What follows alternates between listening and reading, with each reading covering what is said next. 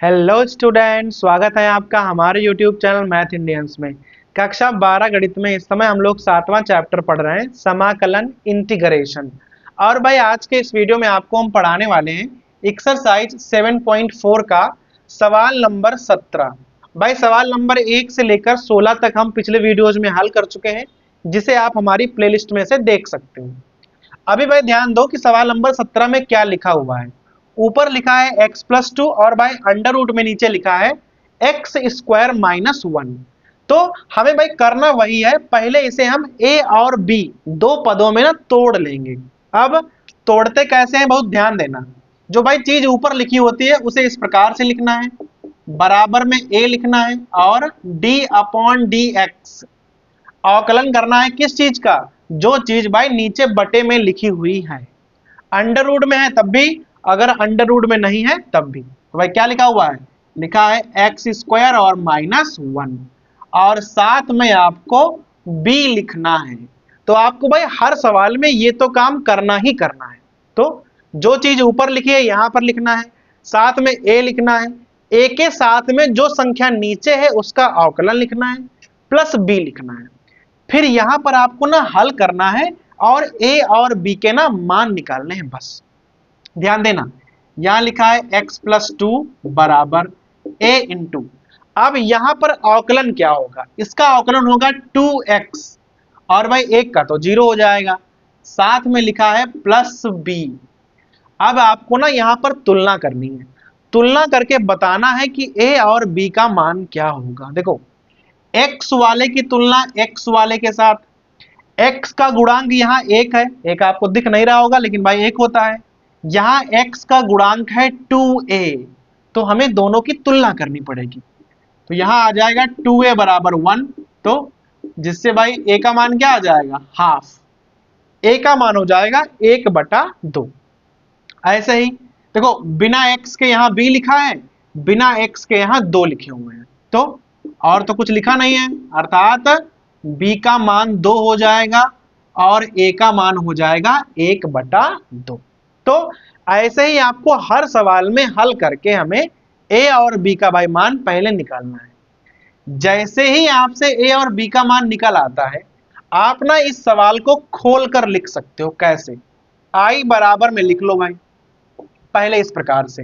पहले a वाला आपको लिखना पड़ेगा। देखो a का मान क्या है, a का मान है 1/2, तो 1/2 आप इस प्रकार लिख दो। अब a के साथ में क्या लिखा था, 2x, तो 2x और भाई नीचे वाला पद तो वैसे ही रहेगा, ये चीज अलग हो गई। b का मान है 2, तो प्लस 2 बाहर निकाल लो और यहां ऊपर कुछ है नहीं, तो अंडर रूट में आ जाएगा x² - 1। तो अभी आप इस सवाल को ना इतना बड़ा बना दोगे, हमेशा 2 पदों में बन जाएगा। जो ये चीज थी इसे हमने यहां पर 2 पदों में लिख दिया है। जो हमारा पहला पद है वो अंडर रूट टी करके लग जाएगा, सीधा टी मानोगे और लग जाएगा। जो ये वाला है उसमें आपको भाई सूत्र अप्लाई करने हैं कि भाई कौन सा सूत्र बनेगा। किसी किसी में क्या होगा कि आपको होल स्क्वायर बनाना पड़ेगा, कभी कभी क्या होगा ना वो डायरेक्ट ही लग जाएगा। देखना, तो सबसे पहले हम ये वाला हल करने जा रहे हैं और ये वाला आपको भाई यहां पर हल करके दिखाएंगे। बहुत ध्यान दीजिएगा, इसे आप कैसे हल करोगे, इसे आप मान लो I1, तो यहां हो जाएगा हाफ और यहां हो जाएगा 2x x² - 1 dx।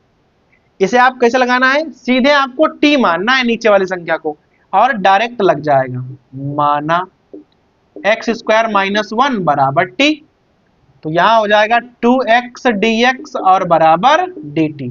देखो यही चीज ऊपर लिखी हुई है वो अपने आप ही वैसा बन जाएगा, क्योंकि भाई इसी हिसाब से हमने a और b के मान निकाले हैं। सीधा मान रखना है, I1 बराबर क्या हो जाएगा 1/2 dt/√t।